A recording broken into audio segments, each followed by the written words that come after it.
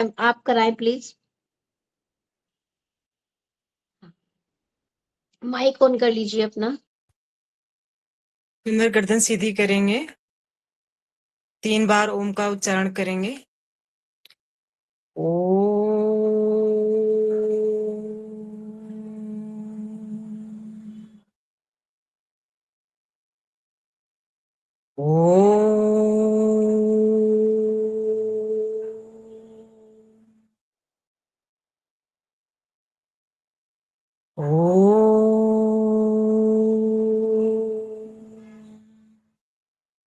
ओम भूर्भुवस्वः तत्सवितुर्वरेण्यं भर्गो देवस्य धीमहि धियो यो नः प्रचोदयात्।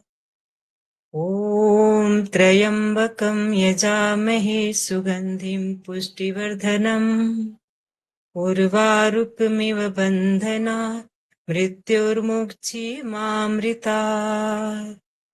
ॐ कृष्णाय वासुदेवाय हरे परमात्मने प्रणतः क्लेशनाशाय गोविन्दाय नमो नमः। ओम शांति शांति शांति। हाथों पर रब करेंगे।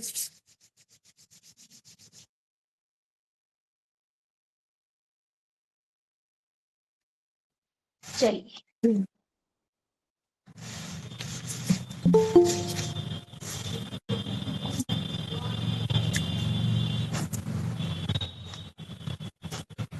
मैम हम कहीं बाहर आज हैं, तो आज हाँ आप क्या पढ़ाएंगे? पीडीएफ हमारे पास नहीं है। अच्छा अच्छा, आज रिवीजन कराना है आपका जो पारंपरिक योग जी आपका विषय है ना, उसी का जी जी रिवीजन होगा आज। जी अभी रिवीजन क्लासेस चल रही है, सब्जेक्ट तो ऑलमोस्ट आपके सभी जी कंप्लीट हो जी चुके हैं। जी जी। चलिए, अब इसमें हमारा है पारंपरिक योग का परिचय। आपने जैसे ये पूरा सब्जेक्ट पढ़ा है, कोई मुझे बताएंगे आपको क्या इसमें समझ में आया है योग से रिलेटेड? है ना, आप योग पढ़ रहे हैं, हर सब्जेक्ट में हमारा योग से रिलेटेड है, तो जी हाँ, कितना क्या समझते हैं आप योग से? कोई भी मैम जैसे बताए। मैम जैसे हाँ, आप बताएं। पारंपरिक योग है, तो ये प्राचीन काल से चला आ रहा है। जी बिल्कुल। जी। हाँ, तो ये मतलब ये तो बताइए। योग की मतलब ये जो पद्धति ही काफी सालों से चली आ रही है। वैदिक काल में भी और सिंधु सभ्यता से भी उस समय भी इनका था प्रचार। फिर ये जो कृष्ण भगवान थे, उनके समय भी योग था। हाँ, मतलब गीता में भी योग का गीता महत्व में योग बताया पढ़ रहे गया हैं। जी जी है ना गीता में। यानी कि योग बहुत वैदिक काल से, है ना, जी बहुत समय से योग चला आ रहा है जी ना। यानी कि योग की उत्पत्ति एक नई उत्पत्ति नहीं जी। है ना। योग हमारे काफी पुराना और प्राचीन काल से हमारे साथ है। सिर्फ मैम क्या यूं होता कहेंगे, था। सृष्टि के साथ ही इसकी उत्पत्ति हुई जी है। जी जी जी बिल्कुल, क्योंकि योग भगवान शिव से भी योग जुड़ा जी है ना। तो यानी कि जैसे जैसे सृष्टि का निर्माण होता गया, योग की उत्पत्ति भी तभी से मानी गई जी है ना, क्योंकि ये तो नेचर है ना। योग सिर्फ और सिर्फ योग ये ही नहीं है कि सिर्फ आपने अपने शरीर को आसन में व्यवस्थित किया, तोड़ लिया या फिर थोड़ा मोड़ लिया, है ना, जी। कोई प्रैक्टिस कर ली। योग सिर्फ यही नहीं है ना। यानी कि योग क्या है, एक भारतीय संस्कृति की सबसे प्राचीन प्राचीन परंपरा आध्यात्मिक में। साधना है। जी योग केवल शरीर को मोड़ने और तोड़ने की प्रक्रिया नहीं, बल्कि अपने शरीर, मन और आत्मा का समन्वय है, यानी इनको मैम ये जोड़ना है। परिभाषा एक बार लिखवा दीजिए इसको। हाँ, चलिए लिखिए। है ना, लिखना जितना अच्छे से, जितना इफेक्टिव आप लिखेंगे ना, जी आपका उतना ही प्रभाव ज्यादा आता है ना। जी आप लिखिए, योग भारतीय संस्कृति की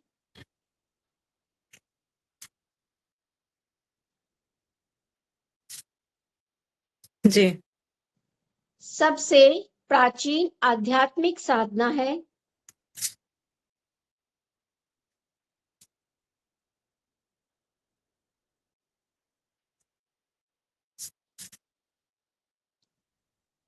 योग केवल शरीर को मोड़ने तोड़ने की प्रक्रिया नहीं,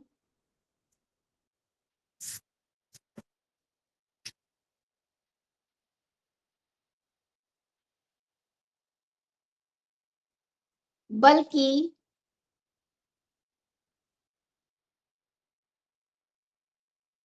शरीर, मन और आत्मा का समन्वय ही योग है। बल्कि शरीर, मन और आत्मा का समन्वय ही योग है।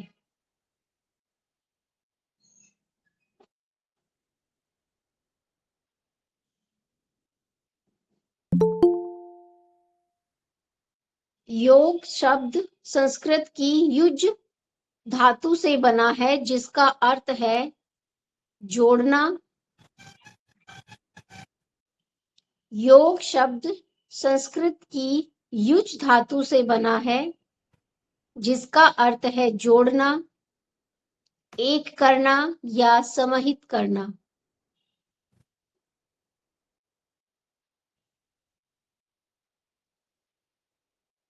अर्थात जीवात्मा का परमात्मा से मिलन। मैम एक, जिसका अर्थ है एक करना, जिसका अर्थ है जोड़ना, एक कोमा एक करना या समाहित करना।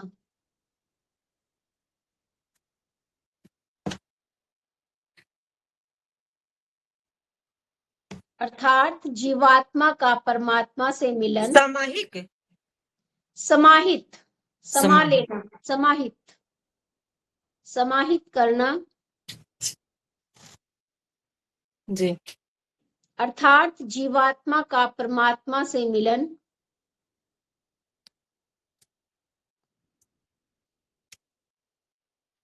चित्त की चंचल वृत्तियों का निरोध। अर्थात जीवात्मा का परमात्मा से मिलन और चित्त की चंचल वृत्तियों का निरोध ही योग है। चित्त की चंचल वृत्तियों, जी मैम, चित्त की चंचल वृत्तियों, वृत्तियों वृत्तियों, जी। का निरोध ही योग है।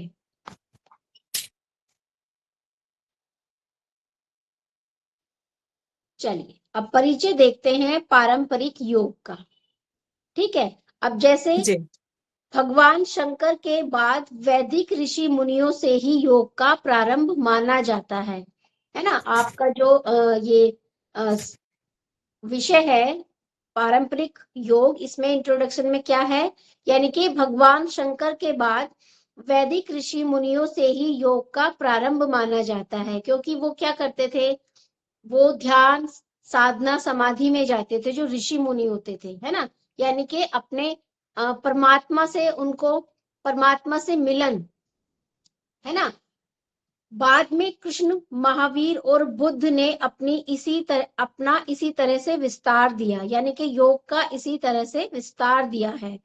इसके पश्चात पातंजलि ने इसे सुव्यवस्थित रूप दिया।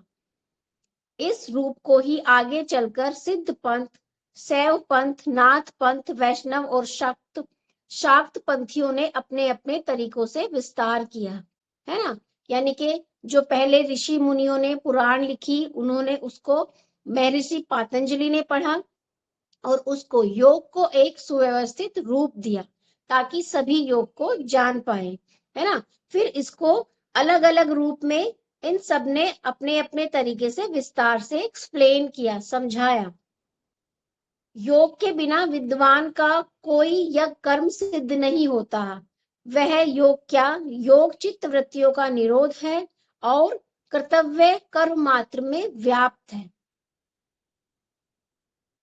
वैदिक काल में यज्ञ और योग का बहुत महत्व था, इसी के लिए उन्होंने 4 आश्रमों की व्यवस्था निर्मित की। ब्रह्मचर्य आश्रम में वेदों की शिक्षा के साथ ही शस्त्र और योग की भी शिक्षा दी जाती थी। यानी कि जब जो उस टाइम में जो स्टूडेंट्स होते थे, जो छात्र होते थे, जो ब्रह्मचर्य में जाते थे आश्रम में, उनको शिक्षा के साथ साथ ही शस्त्र शस्त्र की शिक्षा भी दी जाती थी और साथ ही में योग की शिक्षा भी दी जाती थी। ऋग्वेद में भी योग के बारे में विख्यात है, लिखा गया है, माना जाता है। इससे पूर्व वेदों को कंठस्थ कराकर हजारों वर्षों तक स्मृति के आधार पर संरक्षित रखा गया है। भारतीय दर्शन के मान्यता के अनुसार वेदों को अपौरुषीय माना गया है, अर्थात वेद परमात्मा की वाणी है। इन्हें करीब 2 अरब वर्ष पुराना माना जाता है। देखो कितना पुराना है योग। इनकी प्राचीनता के बारे में अन्य मत भी है। ओशो ऋग्वेद को करीब 90,000 वर्ष पुराना मानते हैं। जैन और बौद्ध जागरण और उत्थान काल के दौर में यम और नियम के अंगों पर जोर दिया जाने लगा। यम और नियम अर्थात अहिंसा, सत्य, ब्रह्मचर्य, आस्ते, अपरिग्रह, शौच, संतोष, तप और स्वाध्याय का प्रचलन ही अधिक रहा है। यहाँ तक योग को सुव्यवस्थित रूप नहीं दिया गया था। अब है योग की परंपराएं, है ना। अधिकार भेद के कारण बाह्य योग अथवा राजयोग एवं कर्म योग इस प्रकार की 2 शाखाओं के रूप में योग का उद्भव हुआ है। इन परंपराओं का ही वर्णन देखो कितने हर जगह मिलता है। गरुड़ पुराण में योग का महत्व बताया गया है, गीता में और अन्य पवित्र अंतःकरण वाले सनक, सनातन, सनंदन, कपिल आसुरी, पंचसिक, पद्मभूति आदि विद्वान हुए। इन्होंने भी योग के बारे में अपने अपने विचार दिए। मैम गरुड़ पुराण में योग का क्या महत्व है? उसमें योग के बारे में बताया गया है। जैसे हमारे गीता है, गरुड़ पुराण है, यानी कि जो हमारे वेद हुए हैं, उपनिषद हुए हैं, है ना। आप शिव पुराण पढ़ते हैं तो उसमें भी, शिव पुराण में भी बहुत बताया गया है योग का महत्व। ओम, जो हम ओम का उच्चारण करते हैं, ओम के उच्चारण को भी व्याख्या की हुई है शिव पुराण में। कैसे ओम का उच्चारण, केवल ओम के उच्चारण मात्र से हम कैसे अपने श्वासों को देख सकते हैं, है ना। कैसे कंट्रोल करता है, जो हमारे नाभि तक जैसे उच्चारण जाता है। तो एक तरह से शिव पुराण में भी महत्व बताया गया है योग का। तो यहाँ सिर्फ योग की परंपराएं, यानी कि सिर्फ आप जो पढ़ रहे हैं यही तक सीमित नहीं है, ये पुराने समय से चला आ रहा है। बीच में क्या हुआ था, हम लोग भूल गए थे, है ना। तो फिर से जागरूक कराया जा रहा है ये सब। आप जैसे आप लोग पढ़ रहे हैं, आप अवेयर हो रहे हैं, और भी बाकी लोग सभी योग के बारे में अवेयर हो रहे हैं। तो यानी कि सिर्फ आप यही ना समझे कि सिर्फ अभी योग की उत्पत्ति हुई है हमारे समय में। तो ये आप जैसे आपका जो ये विषय है, इसमें बताया गया है कि योग वैदिक काल से हमारे साथ चला हुआ आ रहा है ना।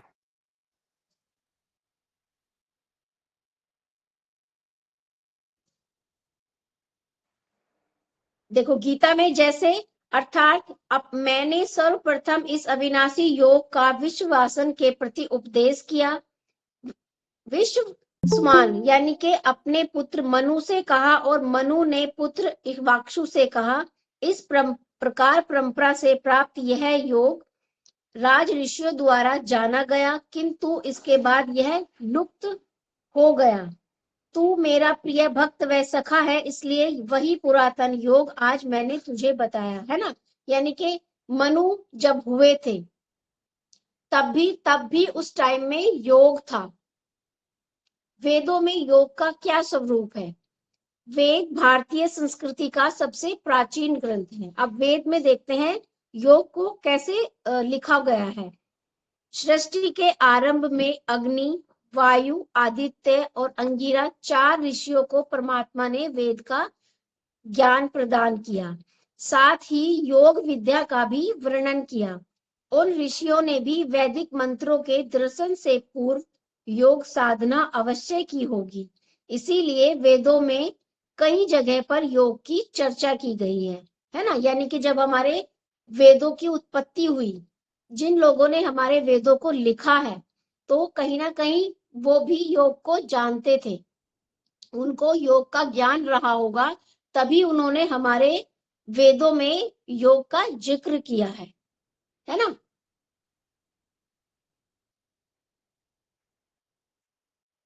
उपनिषदों में योग का स्वरूप, आध्यात्मिक ग्रंथों में उपनिषदों का स्थान बहुत ही अग्रणी है ना। ये अलग अलग वेद लिखे गए हैं, उपनिषद लिखे गए हैं, और इनमें क्या बताया गया है कि इन सभी में योग के बारे में डिस्कस किया गया हुआ है, योग की जानकारी दी गई हुई है। यानी कि जितना पुराना हमारा ग्रंथ है, उतने ही टाइम से हमारा योग हमारे साथ चला आ रहा है। आध्यात्मिक ग्रंथों में उपनिषदों का स्थान बहुत ही अग्रणी है। वैदिक शिक्षा का विस्तृत विवेचन उपनिषदों में किया गया है। इनमें उच्च कोटि का ज्ञान है। इन्हें वेदांत के नाम से भी जाना जाता है। योग विद्या का उपनिषदों में बहुत अधिक वर्णन किया गया है। उपनिषदों की संख्या कितनी बताई जाती है? 108 के लगभग मानी गई है। इसमें कहीं कहीं योग का वर्णन विशेष रूप से किया गया है। कुछ ऐसे उपनिषद भी हैं जिनमें केवल सिर्फ योग विषय पर ही चर्चा की गई है ना। अब वो कौन कौन से मुख्य उपनिषद हैं? 108 उपनिषद बताए गए हैं लगभग, जिनमें से जो ये आपके सिलेबस में दिए गए हैं कितने, 21, इन सभी उपनिषद में योग का महत्व और यानी कि योग के बारे में डिस्कस किया गया है। सब में योग के बारे में कुछ ना कुछ बताया गया है। इन सभी उपनिषदों में चित्त, चक्र, नाड़ी, कुंडलिनी, इंद्रियों, यम, नियम, आसन, प्राणायाम, प्रत्याहार, धारणा, ध्यान, समाधि, मंत्र योग, हठ योग, राजयोग, प्रणवोपासना। प्रणवोपासना होता है एक तरह से ओम का जब उच्चारण करते हैं, प्रणव का मतलब होता है ओम, है ना। ज्ञान योग तथा चित्त की अवस्थाओं का विस्तृत वर्णन किया गया है। मैंने जो अभी सब ये डिस्कस किया आपने आपके सामने, ये क्या बोला? प्रणव का अर्थ होता है ओम। ओम यानी कि प्रणवोपासना, ओम की साधना करना। मैं ये प्रणव, जो मैं पीडीएफ नहीं है यहाँ पे, क्या है? प्रणव है? प्रणवोपासना, प्रणव। प्रणवोपासना, ये जो मैंने आपको 21 उपनिषद बताए हैं, 108 संख्या लगभग उपनिषद की मानी जाती है, जिनमें से जो ये 20 उपनिषद है, जैसे योग कुंडल, शांडिल्योपनिषद, हंसोपनिषद, इन सभी उपनिषद में योग के बारे में बताया गया है। और इन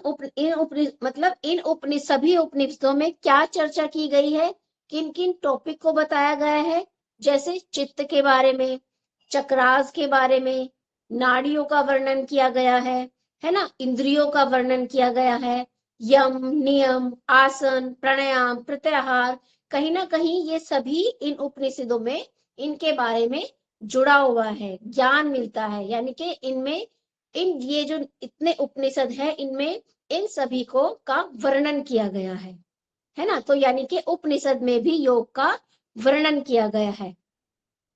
ये सिर्फ इसलिए आपको बताया जा रहा है कि आप यानी कि कितने प्राचीन काल से योग हमारे साथ है, कितने प्राचीन काल से योग की उत्पत्ति हो चुकी है। उपनिषदों में योग की अनेकों अलग अलग परिभाषाएं दी गई है। योग सिखोपनिषद में योग की परिभाषा देते हुए कहा गया है,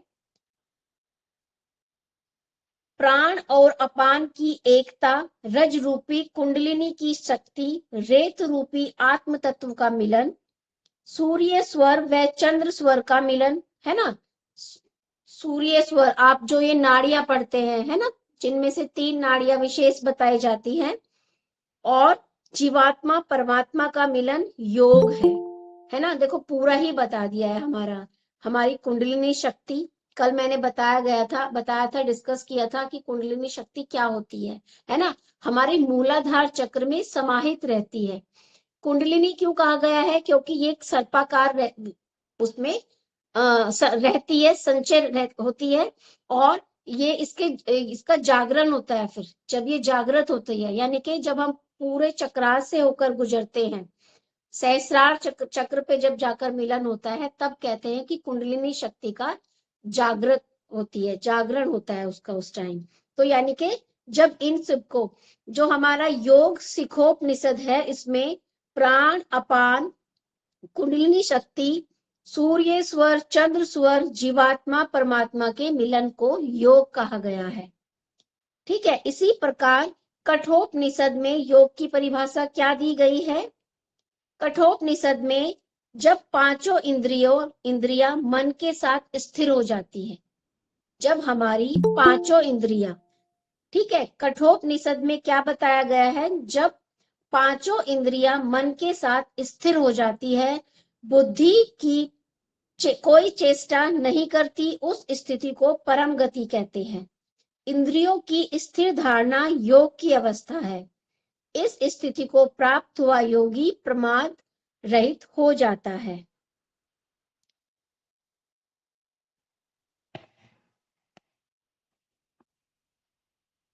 जो पांचों इंद्रियां मन के साथ स्थिर हो जाती है।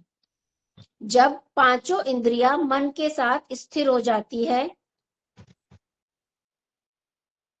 और बुद्धि भी कोई चेष्टा नहीं रहती, उस स्थिति को परम गति कहते हैं, है ना। यानी कि जब हम अपने इंद्रियों को अपने वश में कर लेते हैं, तो आप मतलब ये आप कह सकते हैं कि देखो, कठोपनिषद में भी योग का वर्णन किया है, क्योंकि इंद्रियां भी हमारी योग से जुड़ी हुई है। और योग सिखोपनिषद में भी योग का वर्णन किया गया है, और अपनी अलग अलग परिभाषाएं दी हैं अलग अलग उपनिषद में। चलिए आगे चलते हैं। गीता में योग का स्वरूप, है ना। वेदों, अभी हमने वेदों में देखा, उपनिषद में देखा, अभी गीता में क्या है? योग का स्वरूप। गीता भारतीय आध्यात्मिक ग्रंथों में बहुत अधिक महत्वपूर्ण ग्रंथ माना जाता है ना। क्योंकि गीता के वेद पुराण किसी ने पढ़े नहीं पढ़े, गीता को सभी, गीता का नाम सभी जानते हैं। जो हमारा गीता है ना, उसी को सभी जानते हैं। उसमें क्या लिखा गया है सारा डीप में नहीं जानते, लेकिन कुछ तो जानते ही है ना, सभी को थोड़ा थोड़ा नॉलेज है। तो गीता में योग को कैसे एक्सप्लेन किया गया है? गीता भारतीय आध्यात्मिक ग्रंथों में बहुत अधिक महत्वपूर्ण ग्रंथ माना जाता है। गीता की महत्ता इस बात से सिद्ध होती है कि संसार की सर्वाधिक भाषा में गीता का अनुवाद हुआ है। यानी कि जो हमारा गीता है, उसका अनुवाद मैक्सिमम लैंग्वेज में किया गया है ना। यानी कि सभी गीता को जान पाए, सभी पढ़ पाए, है ना। महात्मा गांधी जी ने भी गीता को पढ़ा था, और कहते हैं कि उन्होंने अलग अलग भाषाओं में गीता का फिर उच्चारण भी किया था, यानी कि कन्वर्ट किया था, है ना। एक टाइम आया था जब महात्मा गांधी जी को कहा गया था कि वो अपना धर्म कन्वर्ट करें, है ना। तब महात्मा गांधी जी ने खुद को जानने के लिए, है ना, कि पहले मैं अपने आप को जानूं कि मेरे धर्म में ऐसा क्या है, कि या फिर मेरे धर्म में ऐसा क्या नहीं है जो मैं धर्म को अपने कन्वर्ट करूं, है ना। तो फिर उन्होंने भी गीता को पढ़ा था, और फिर उन्होंने जाना था कि मैं अपने में पर्याप्त हूं, और फिर उनको अलग अलग भाषाओं में प्रचार किया था गीता को कन्वर्ट करने का, ताकि सभी जान पाए। और सच में एक गीता ऐसा ग्रंथ है जिसको सभी जानते हैं। अनेकों भाषाओं में इसका प्रचार इसीलिए किया गया ताकि इसको अदर कंट्री के लोग भी पढ़ सके, और वास्तव में लोग इसमें इंटरेस्ट रखते भी हैं। सिर्फ भारतीय ही नहीं, अदर लोग भी, जो अदर कंट्री के लोग होते हैं, वो भी गीता को पढ़ना चाहते हैं कि ऐसा गीता में क्या लिखा हुआ है ना। और जब जो जानते हैं, फिर वो अवेयर भी होते हैं उसके बारे में। तो गीता अच्छा है, पढ़ना चाहिए जब भी टाइम मिले। कोई भी अपना एक ग्रंथ लें और उसको, उसके बारे में हमें थोड़ी थोड़ी जानकारी हो। जरूरी नहीं है सारे पढ़े अपने ग्रंथ, है ना, लेकिन कोई भी एक ग्रंथ ऐसा पढ़े जिसके बारे में हमें नॉलेज हो, हम दूसरे के सामने भी बता सके कि हमारा ये ऐसा ग्रंथ है और इसमें क्या क्या लिखा गया है। जो यानी कि गीता में भी योग के स्वरूप के बारे में बताया गया है। ठीक है, संसार की सर्वाधिक भाषा में गीता का अनुवाद हुआ है। इस प्रकार गीता संसार प्रसिद्ध ग्रंथ है। गीता को सभी जानते हैं। गीता में सभी प्रकार की विद्याएं विद्यमान है। मनुष्य जीवन के प्रत्येक मानसिक अवस्थाओं को गीता में वर्णित किया गया है। सभी विषयों के साथ गीता में योग को विशेष स्थान दिया गया है। इस बात से सिद्ध होता है कि गीता के प्रत्येक अध्याय के नाम के साथ योग शब्द जोड़ा गया है। योग की विभिन्न पद्धतियों का गीता में वर्णन किया गया है। अब कैसे गीता में जगह जगह योग, योगी शब्द का प्रयोग होता है। योग क्या है, किस स्थान पर योगाभ्यास करना चाहिए, किस प्रकार योग करना चाहिए, योग करने से किस फल की प्राप्ति होती है, इन सभी बातों का वर्णन विस्तार रूप से हमारी गीता में किया गया है। गीता में योग के विभिन्न परिभाषाएं दी गई है। द्वितीय अध्याय में के 48वें श्लोक में योग की परिभाषा देते हुए कहा गया है, योगस्थ कुरु कर्माणि संगते कत्वा धनंजय सिद्धः सिद्धयो समो भूत्वा समत्यम योग उच्यते। अर्थात हे अर्जुन, तू कर्म फलों की आसक्ति त्याग कर समबुद्धि होकर कर्म कर, क्योंकि जिसको भूतों में समान भाव, सिद्धि और असिद्धि में जिसकी बुद्धि समान होती है, वही योगी की अवस्था है ना। अर्थात योग साधक का चित्त सुख में, दुख में, लाभ होने पर, हानि होने पर, जय होने पर, हार होने पर, विजय होने पर, गर्मी होने पर, भूख प्यास लगने पर, सभी द्वंद्वों में समान बना रहता है, जो एक योगी होता है। बुद्धि का यह समभाव ही योग की अवस्था है। इसी अध्याय में योग की एक अन्य परिभाषा भी दी गई है ना, यानी कि अलग अलग परिभाषाएं दी गई है गीता के अलग अलग अध्याय में योग की।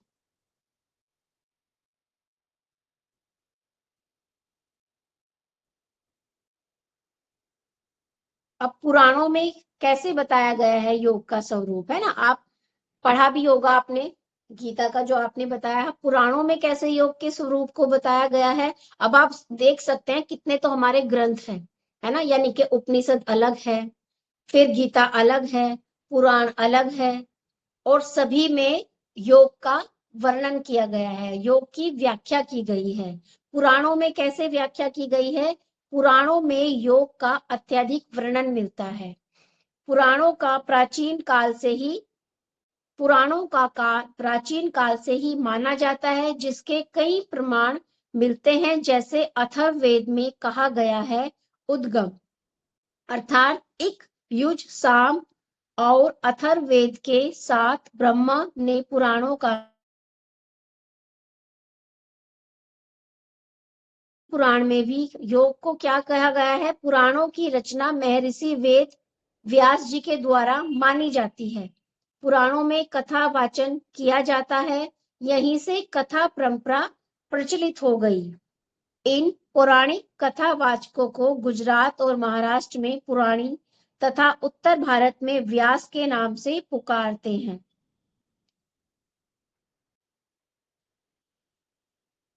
अब पुराण जैसे शिव पुराण हुई हमारी, मैंने अभी बताया था देखो कि शिव पुराण में भी योग का वर्णन मिलता है। लिंग पुराण, ब्रह्म पुराण, नारद पुराण, गणेश पुराण, गरुड़ पुराण, जितने भी पुराण है, वामन, सूर्य, अग्नि, इतने के नाम तो हमें भी नहीं पता होगा, हमें किसका पता होगा, सभी ज्यादातर शिव पुराण को जानते होंगे। लेकिन देखो पुराण भी कितनी है, मार्कंडेय पुराण, कालिका पुराण, देवी भागवत पुराण, ब्रह्मांड पुराण और कल्कि पुराण, है ना। इन सब पुराणों को देखकर लगता है कि हमारा जो धर्म है ना, कितने युगों से चला आ रहा है, कितना पुराना है। और देखो पुराणों में जो लिखा जाता है ना, जो लिखित बातें होती है, वो जो मानते हैं वो झूठी बातें नहीं लिखी जाती है ना। कोई इतनी गहराई से, इतने व्यस्त होकर, इतना अपना पूरा समय, पूरी लाइफ लगाकर यदि कोई ग्रंथ लिखता है, तो वो अपने आप से तो खुद नहीं बनाएंगे ना। आप कितना बना पाएंगे, है ना। आप कितना बना पाएंगे, कितना हम एक बुक बना पाएंगे, दो बना पाएंगे? क्या इतने ग्रंथों को बेवजह बनाया जा सकता है ना। नहीं बनाया जा सकता है। तो कहीं ना कहीं ये सब सत्य है ना। जितने भी हमारे पुराण है, या फिर जो हम पढ़ते हैं, है ना, जिसको अब भूला जा रहा है धीरे धीरे, है ना, कि ये तो सिर्फ पुराने काल में ही नहीं, जो जब से हमारा ये जो जीवन है, समय काल पुरानों से कब से चला आ रहा है, तब से ही जो हमारी पुराणे लिखी जा रही है ना। यानी कि जो हमारे महाभारत में लिखा गया है, जो रामायण में लिखा गया है, ये सब सच लिखी गई है बातें, झूठा कुछ भी नहीं है ना। क्योंकि आप पुराणों में कितना वर्णन कर सकते हैं, कितनी बातों का आप व्याख्यान करेंगे, कितना लेकर आएंगे? कहीं ना कहीं कुछ सच्चाई होती है, कुछ घटनाएं होती है, उनका ही वर्णन किया जाता है। उपयुक्त 18 पुराण बताए गए हैं, जिनके कई उपखंड भी हैं। फिर इनको भी आगे अलग अलग खंडों में डेवलप किया गया है, विभाजित किया गया है। और हमें कितनों का पता है ना। कितनों का ज्ञान हमें आज शायद पता होगा, जब हमने इस विषय को पढ़ा, है ना। तो यानी कि योग से हम अपना पुराना योग तो ज्ञान जान ही रहे हैं, साथ ही साथ हम अपने पुराणों का भी ज्ञान हमें मिल रहा है। कितने वेद हमारे हैं, उपनिषद है, पुराण है, इनका भी कहीं ना कहीं हमको ज्ञान हो रहा है। पुराणों में योग विद्या का विशद वर्णन मिलता है। योग संदर्भ में शिव पुराण में कहा गया है, निरुद्धवस्था पतस्य शिवे चितस्य निश्चला, या वृत्ति सा समासेन योग स खलु पंचधा मंत्र योग स्पर्श योगी भाव योग स्थार परमा, योग सर्वस्य भवो महायोगो परो मतः। शिव में अपने अंतःकरण की समस्त वृत्तियों को निश्चय रूप से लगा देने का नाम ही योग है, और वह 5 प्रकार का होता है। अब शिव पुराण में कैसे बताए गए हैं? 5: मंत्र योग, स्पर्श योग, अभाव योग, भाव योग, महायोग। देखो, शिव पुराण में अष्टांग योग और षडांग योग 2 प्रकार के योग बताए गए हैं। अष्टांग योग, योग के 8 व यानी कि 6 अंग। 8 किस प्रकार से? यम, नियम, आसन, प्राणायाम, प्रत्याहार, धारणा, ध्यान और समाधि। अग्नि पुराण द्वितीय खंड में अष्टांग योग का वर्णन इस प्रकार मिलता है। कैसे? संसार के तापों की मुक्ति के लिए अब मैं अष्टांग योग को बतलाता हूँ। ब्रह्म को प्रकाश करने वाला ज्ञान होता है।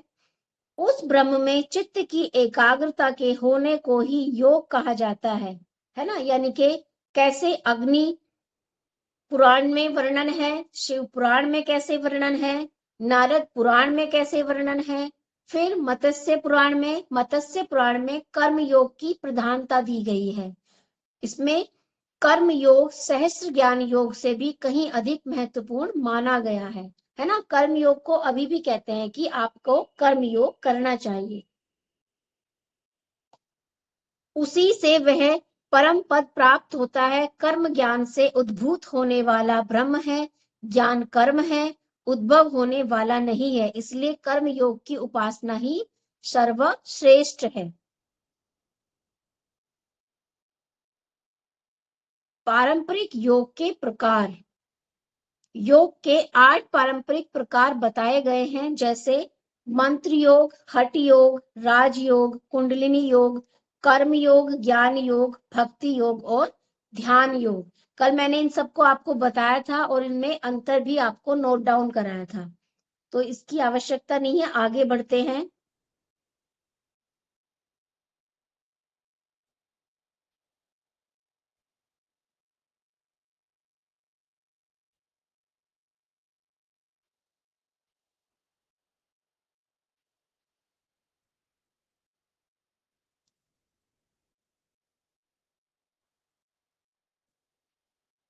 एक मिनट प्लीज।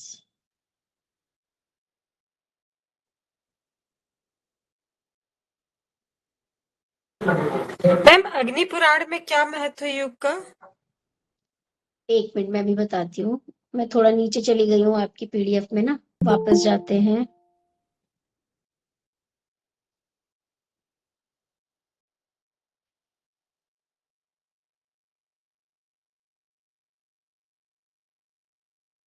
लिंग पुराण, ब्रह्म पुराण, मत्स्य, नारद, अग्नि पुराण। अग्नि पुराण में, अग्नि पुराण द्वितीय खंड में अष्टांग योग का वर्णन किया गया है, जो किस प्रकार बताया गया है। संसार के तापों की मुक्ति के लिए अब मैं अष्टांग योग को बतलाता हूँ, है ना। यानी कि संसार से मुक्ति के लिए, है ना, मोक्ष के लिए ही तो हम क्या है, जब हम ध्यान समाधि में जाते हैं तो हम क्या कहते हैं, यानी कि हमारी जो जीवात्मा है, हमारा परमात्मा से मिलन होता है, यानी कि मोक्ष प्राप्त हो गया है ना। बहुत ऊपर की बातें हैं, ऊंची बातें हैं बहुत, है ना। शायद आप और मैं तो समझ भी ना पाए, इतनी गहरी बातें हैं ये, है ना। तो संसार के तापों की मुक्ति के लिए अब मैं अष्टांग योग को बतलाता हूँ। कैसे ब्रह्म को प्रकाश करने वाला ज्ञान होता है, उस ब्रह्म में चित्त की एकाग्रता के होने को ही योग कहा गया है। यानी कि ब्रह्म में जब हम पूजा करते हैं, प्रार्थना करते हैं, अपने ब्रह्म का को याद करते हैं, यानी कि अब ब्रह्म में चित्त की एकाग्रता का होना ही योग है। यह आपके अग्नि पुराण में व्याख्या की गई है योग की। और इसमें अहिंसा, बोल दीजिए ब्रह्म में। हाँ, ब्रह्म में चित्त की एकाग्रता के होने को ही योग कहा गया है। आप लिख लीजिए, ये वैसे आपकी पीडीएफ में भी है, पेज नंबर 13 पर, है ना। ब्रह्म को प्रकाश करने वाला ज्ञान होता है, उस ब्रह्म में चित्त की एकाग्रता के होने को ही योग कहा जाता है। और अग्नि पुराण में कौन कौन से 5 वो अपरिग्रह, यानी कि कौन कौन से नियम का वर्णन है। अहिंसा, सत्य, अस्त्य, ब्रह्मचर्य और अपरिग्रह,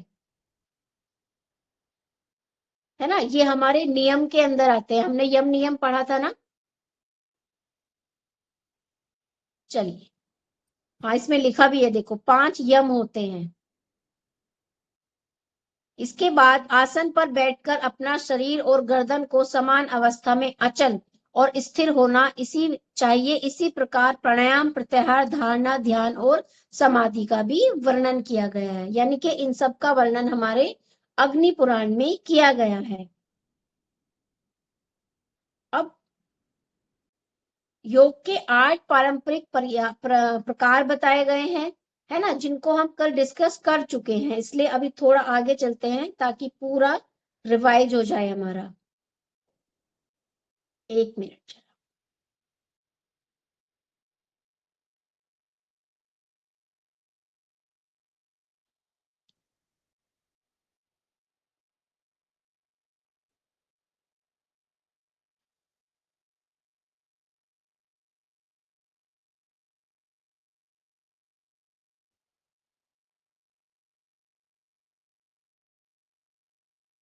अब है आधुनिक युग में ध्यान योग की उपयोगिता, है ना।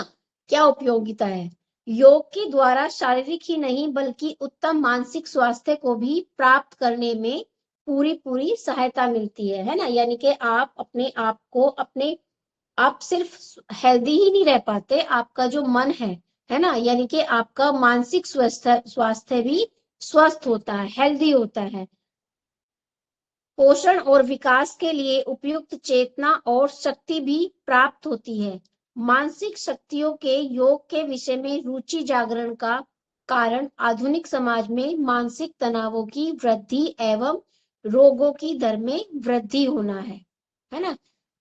आधुनिक युग में विश्व भर में थी भारत की प्राचीन विद्या योग अब धीरे धीरे ध्यान की उपयोगिता प्रभावी होने लगी है ना। जब सभी लोग, है ना, तनाव में रहने लगे हैं, है ना। तनाव का एक जो मेन सॉल्यूशन बताया गया है तनाव से बाहर आने का, वो ध्यान बताया जाता है।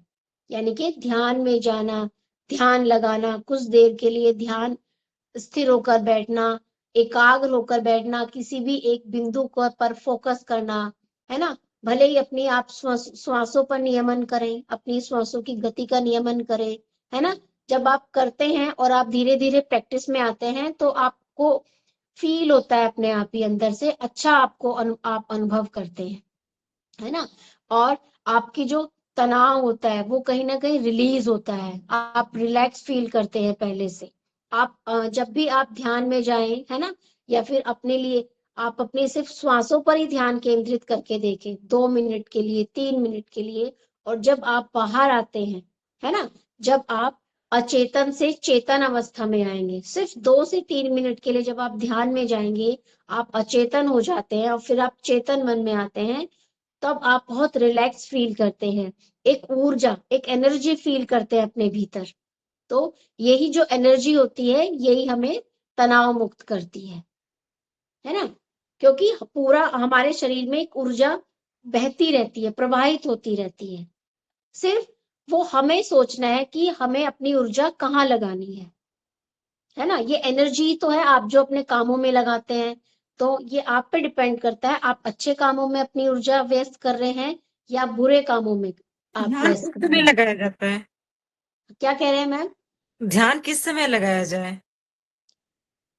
ध्यान वैसे तो सुबह का टाइम जो टाइम होता है मॉर्निंग में ध्यान के लिए अच्छा माना जाता है, लेकिन जैसे आप अपने आसन प्राणायाम से उठते हैं, है ना, तब भी आप ध्यान में जा सकते हैं, या फिर सोने से पहले आप 2 मिनट के लिए ध्यान की अवस्था में जा सकते हैं, है ना। जी।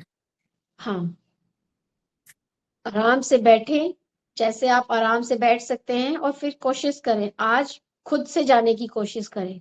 कुछ नहीं करना है, अपने ओम का उच्चारण करें, गहरी श्वास भरें और धीरे धीरे स्थिर होते जाएं, शरीर ढीला छोड़ें और केवल अपनी श्वासों पर फोकस करें, है ना। 1 मिनट, 2 मिनट जब आप केवल अपनी श्वासों पर ही ध्यान केंद्रित करते हैं, तब आप जब उससे भी बाहर आते हैं तो भी आपको एक अच्छा फील होता है, आप पहले से बेटर फील करते हैं, एक रिलैक्स फील करते हैं, आपका मन, आपका मस्तिष्क शांत हो जाता है पूरी तरह से उस टाइम।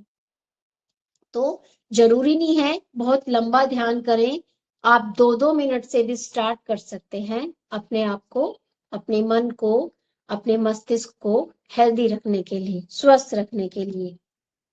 ठीक है। भारत को योग का प्रमुख केंद्र यानी कि विस्तारित योग का विश्व गुरु बनाने की ओर अग्रसर है। योग चूंकि प्रत्येक मानव के लिए शारीरिक, मानसिक, आध्यात्मिक तथा सांसारिक रूप से लाभदायक होता है ना। हम जब से हमने योग विषय पढ़ना शुरू किया है तब से हमने पढ़ा है कैसे शारीरिक महत्व है, कैसे मानसिक महत्व है, कैसे आध्यात्मिक महत्व है, और कैसे ये हमारे लिए लाभकारी होता है ना। यानी कि जब हम अपने आप को जान जाते हैं, है ना, तो अपने ऊपर संयम करना सीख जाते हैं, तो पहले तो हमारा खुद का ही कल्याण हो जाता है एक तरह से ना, फिर हम दूसरों का भी कल्याण करने लग जाते हैं। तो यानी कि हमारे लिए, हमारे सांसारिक रूप से लाभदायक है, इसलिए इसका विस्तार सबके हित में है। योग वास्तव में किसी धर्म संप्रदाय की चीज नहीं है ना। सिर्फ ये नहीं है कि जो ये धर्म है, यानी कि जो जिस धर्म में इसकी व्याख्या की गई है सिर्फ वही योग कर सकते हैं, इसमें कोई धर्म की बात नहीं है। यानी कि ये धर्म संप्रदाय की चीज नहीं है, बल्कि ये आपको पूरी तरह से शुद्ध रूप से एक विश्व विज्ञान की तरह मानव विज्ञान है। इसको एक तरह से विज्ञान के रूप में लेना चाहिए, क्योंकि स्वस्थ कौन नहीं रहना चाहता है ना। तो इसमें आप कोई भी धर्म की व्यापकता ना लें कि कुछ धर्म के लोग ही सिर्फ योग कर सकते हैं, कुछ धर्म के लोग जो भिन्न भिन्न धर्मों के योग है उनमें से सिर्फ कुछ ही धर्म के लोग योग कर सकते हैं और कुछ धर्म के लोग योग नहीं कर सकते, है ना। यानी कि योग ऐसा नहीं है, हम सभी धर्म के लोग योग को अपना सकते हैं। सिर्फ क्या करता है योग, हमें हमें स्वस्थ रखता है। किसको पसंद नहीं होगी कि शारीरिक रूप से शांत रहे, मानसिक रूप से शांत रहे। तो किसी वास्तव में किसी धर्म संप्रदाय की चीज नहीं, बल्कि शुद्ध रूप से एक विश्व विज्ञान की तरह मानव विज्ञान है। खासकर पतंजलि योग पूरी तरह वैज्ञानिक प्रक्रिया पर आधारित है ना। जो पतंजलि ने योग की व्याख्या की है वो पूरी तरह से क्या है, वैज्ञानिक प्रक्रिया पर आधारित है, जो हजारों साल से विज्ञान की तरह प्रमाणित होने के कारण इसे आज भी प्रमाणित करके देखा जा सकता है। इसलिए यह सबके लिए बहुउपयोगी है। योग के 8 चरण, नियम, आसन, प्राणायाम, प्रत्याहार, धारणा, ध्यान, समाधि है, जिनमें से यम, नियम, आसन, प्राणायाम मानव को शारीरिक रूप से स्वस्थ और सबल बनाते हैं। कौन कौन से बनाते हैं शारीरिक रूप से स्वस्थ? यम, नियम, आसन और प्राणायाम, जिससे अब सभी परिचित होने लगे हैं। आप सभी को ज्ञान हो गया है यम, नियम का, आसन का, प्राणायाम का। जिस और इसके साथ जो प्रत्याहार है, धारणा है, ध्यान है, उसका उपयोग मानव विद्यार्थियों को मानसिक रूप से स्वस्थ सबल बनाने की प्रक्रिया है। इसके साथ ध्यान तथा समाधि आध्यात्मिक उपलब्धि का हिस्सा है, जिससे आत्मा यानी कि चेतना और परमात्मा परम चेतना का ज्ञान अनुभव होता है जब हम ध्यान और समाधि में आते हैं। और ऐसा नहीं है, जो बड़े बड़े योगी हुए हैं, है ना, उन्होंने प्राप्त किया है समाधि को, उनके अंदर इतनी शक्ति आई है कि वो समाधि में जा सके, है ना।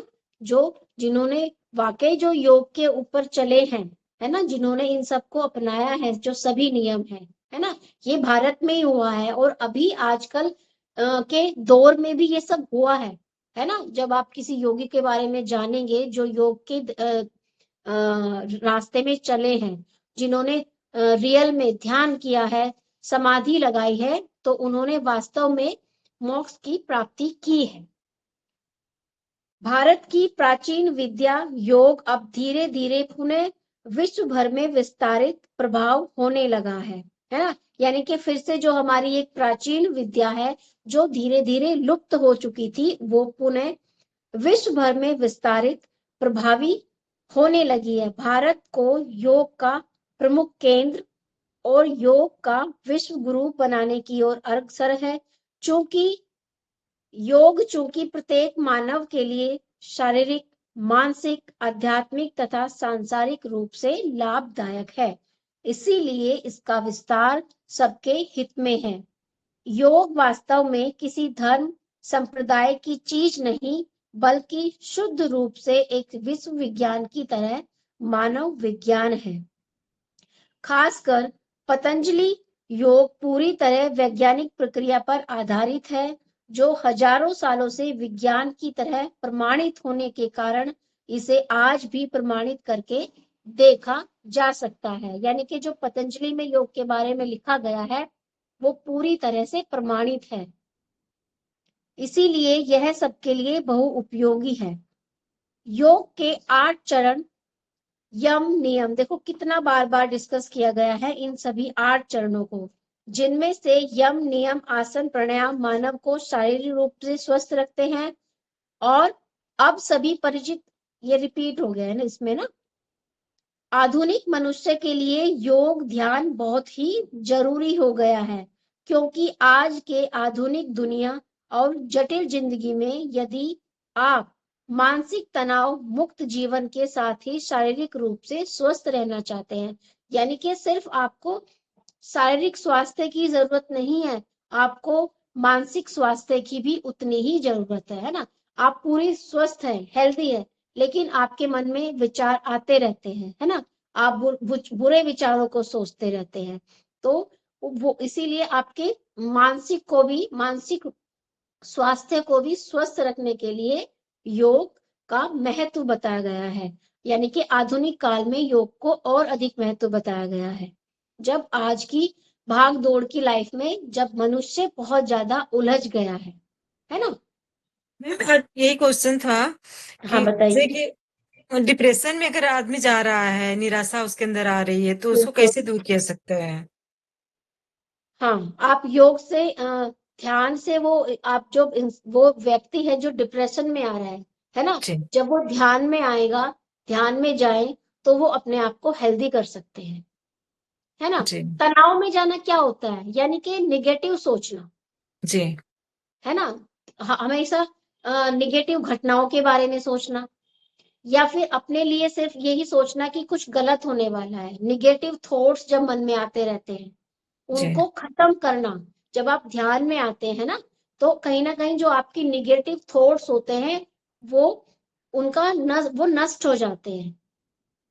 जब जी, जब धीरे धीरे आदमी छोटी छोटी निगेटिव थॉट्स लाते लाते वो बड़ा बुन लेता है, तो वो ही रूप तनाव ले लेता है, यानी कि वो तनाव में आ जाता है। या फिर हमेशा तनाव, निगेटिव सोचना, बुरा सोचना, या फिर किसी चीज से परेशान होकर गलत सोचते रहना, है ना।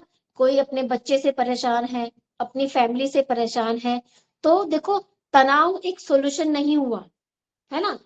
अच्छा है कि अच्छा सोचे।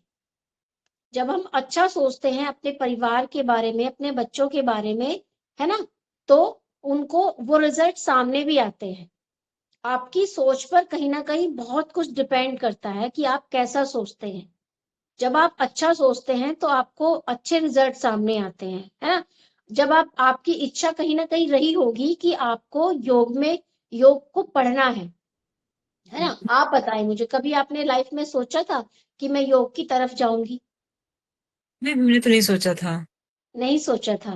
अभी फिर आप कैसे योग में आए हो? आपने कैसे पढ़ना शुरू किया?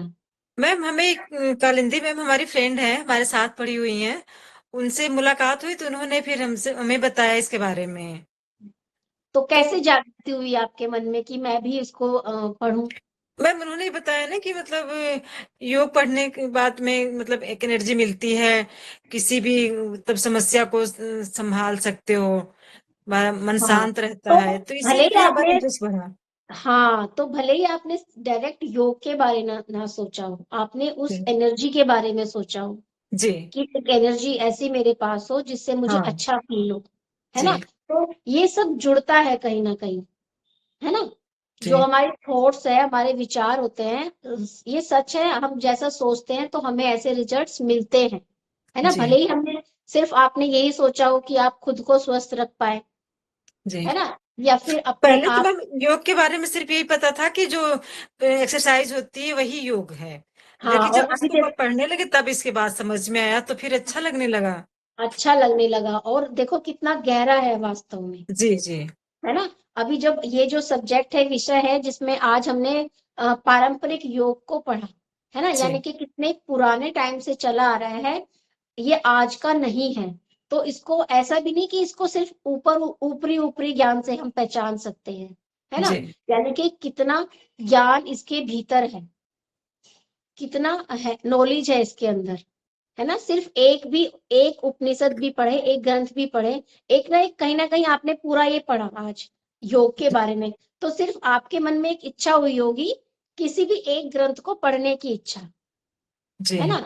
और देखो, अगर आज आपके मन में ये इच्छा हुई होगी ना, तो आप पढ़ भी पाएंगे। सिर्फ आप अपनी इच्छाएं बनाएं, वो साकार जरूर होती है। और जी, देखो, आपको माध्यम भी क्या मिलेगा, आप योग के माध्यम से आप उसको साकार कर पाएंगे, जी। मैम है अगर ना। कोई थर्ड पर्सन अगर हमें हमारे बारे में कुछ अगर गलत सोचता है, तो उस समय हम अपने आप को कैसे कंट्रोल करें?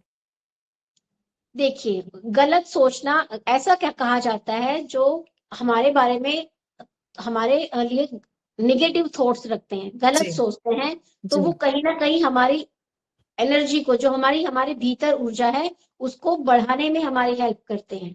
इसीलिए कहा जाता है कि कभी किसी के बारे में गलत नहीं सोचना चाहिए। गलत आप सोच के अपने मन को खराब करते हैं, लेकिन जिसके बारे में आप गलत सोचते हैं ना, आप उसकी ऊर्जा को और बढ़ावा दे रहे हैं, जी। है ना। तो मैम कैसी वो कैसी ऊर्जा को बढ़ावा देंगे? पॉजिटिव ऊर्जा देखो, को या? आपके बारे में वो गलत सोच रहे हैं, इससे जी, आपको आपको क्या फर्क पड़ रहा है इससे, अगर आपके बारे में वो गलत सोचते हैं तो? आपको मैं शारीरिक रूप से तो कोई फर्क नहीं पड़ना चाहिए, जहां तक फर्क पड़ता है आपको मानसिक रूप से पड़ता जी जी जी है ना? हाँ, तो जब आप अब आज आप जिस चीज से जुड़ गए हैं, तो शायद जब आप धीरे धीरे इनके अभ्यास करेंगे ना, तो आपको उन चीजों का भी प्रभाव पड़ना, है ना, कम हो जाएगा। आप फील करेंगे इस चीज को। देखो, ऐसा नहीं मैं कहूंगी कि आप एकदम से उस चीज को पा जाएंगे, है ना, लेकिन जब आप धीरे धीरे इसमें जाएंगे, अपने ऊपर काम करेंगे, तो वाकई में आपको उन सब चीजों का फर्क पड़ना कम हो जाएगा, है ना? कहीं ना कहीं आप भावात्मक रूप से स्ट्रोंग हो जाएंगे, जी है ना? भावनाएं तो है ये, जब आप कोई आपको हर्ट कर रहा जी है ना, आपकी फीलिंग्स को हर्ट कर रहा है, तो आप योग में जब योग में इतनी शक्ति होती है कि आप अपने भावनाओं पर भी कंट्रोल कर पाते हैं, जैसे शारीरिक रूप से, मानसिक रूप से, ऐसे ही भावात्मक रूप से आप एकदम से भावुक नहीं हो पाएंगे, है ना? कोई आपके बारे में बुरा सोच रहे हैं, बुरा कह रहे हैं, तो कहीं ना कहीं आप एक ऊपर उठेंगे उन सब चीजों से, है ना? ये इतना आसान नहीं है, आपको लगे कि मैम ने बोल दिया बहुत इजी है, इतना आसान नहीं है। कोई भी जो आप वे चुनते हैं, मार्ग चुनते हैं, वो इतने इजी नहीं होते हैं, इतना आसान नहीं होता है, टाइम लगता है हर चीज में, पर जी हल भी जरूर मिलता है, सॉल्यूशंस भी जरूर मिलते हैं, है ना? अब पतंजलि योग सूत्र के बारे में बताया गया है, तो आपने जैसे आपको पूरा ही क्लियर हुआ होगा ना ये, या अभी भी कोई डाउट्स रहते हैं? यस मैम देखो, इसमें से किस तरह के क्वेश्चंस बन सकते हैं आपके ना, देखो, योग शब्द की उत्पत्ति के बारे में आपसे पूछ सकते हैं, है ना? योग सूत्र के रचयिता कौन है, ऐसा आपसे पूछ सकते हैं। आपको हठ योग परंपरा किस संप्रदाय से जुड़ी है, गीता में योग की कितनी मुख्य निष्ठाएं बताई गई है, इस तरह से क्वेश्चन बन सकते हैं इसमें से ना, थोड़ा सा गहराई से पढ़ने वाला सब्जेक्ट है ना?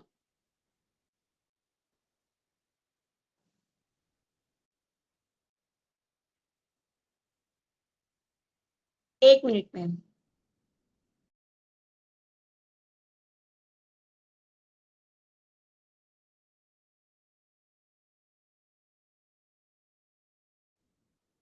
है ना?